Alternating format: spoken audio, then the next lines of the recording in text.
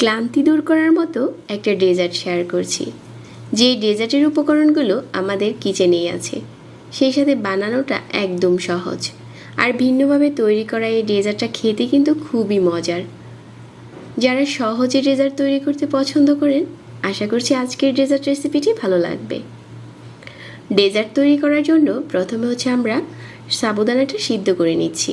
একটা প্যানে পর্যাপ্ত পরিমাণের পানি নিয়েছি আর হাফ কাপ নিয়েছি সাবুদানা।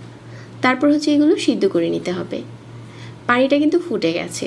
তারপর আমি সাবুদানাগুলো ঢেলে দিয়েছি। এখন চুলার আঁচ কমিয়ে সিদ্ধ করে নেওয়ার পালা। আর যখন এই সাবুদানাগুলো সিদ্ধ হয়ে যাবে, আপনি একটু উঠিয়ে চেক করে নিতে পারেন যে এই সাদাটে ভাবটা আছে ওটা চলে যাবে। তো আমার এখানে সাবুদানাটা সিদ্ধ করা হয়ে গেছে আর একটা স্ট্রেনারে ঢেলে নিচ্ছি। পানিটা ঝরিয়ে উপরে কিছু ঠান্ডা পানি ঢেলে দিতে হবে, তাহলে সাবুদানাগুলো ঝরঝরে থাকবে, একটার সাথে আরেকটা লেগে যাবে না। তো এখন সাবুদানাকে একটা সাইডে রেখে দিচ্ছি আর জেলও তৈরি করে নিচ্ছি। আর আজকের জেলগুলো তৈরি করব আমি কফি দিয়ে। চুলায় একটা প্যান বসিয়ে 1 কাপ নিয়ে নিচ্ছি পানি আর 1/4 কাপ চিনি, 1 চা চামচ আগার আগার পাউডার, আর এখানে 1.5 চামচ দিয়ে দিচ্ছি কফি পাউডার। তারপর খুব ভালো করে নেড়ে চেড়ে মিশিয়ে নিচ্ছি। তবে এখানে আগার আগারের পরিবর্তে কেউ যদি জেলিটিন নিতে চান ওইটাও নিতে পারেন। একই প্রসেসে বানিয়ে নিতে হবে। তো চুলার আঁচ কমিয়ে জাল করে নিচ্ছি কিছুক্ষণ নেড়ে চেড়ে জাল করে নিলেই আমাদের এই মিশ্রণটা তৈরি হয়ে যাবে। তারপর একটা বাটিতে ঢেলে নিচ্ছি কাটার সুবিধার জন্য। এগুলো আমি কিউব করে কেটে নেব আর একটা সাইডে রেখে দিচ্ছি 30 মিনিটের জন্য। 30 মিনিট পর কিন্তু খুব ভালো করে সেট হয়ে গেছে। যদি হাতে সময় কম থাকে 5 মিনিটের জন্য নর্মাল ফ্রিজে ঢুকিয়ে দিলেই জমে যাবে। তারপর কিউব করে কেটে নিতে হবে। আর একটা সাইড থেকে উঠিয়ে নিচ্ছি। আমাদের কফির জেলও তৈরি হয়ে গেছে। আর ওইদিকে কিন্তু আমরা আগে থেকেই সাবুদানাটাকে সিদ্ধ করে রেখেছি।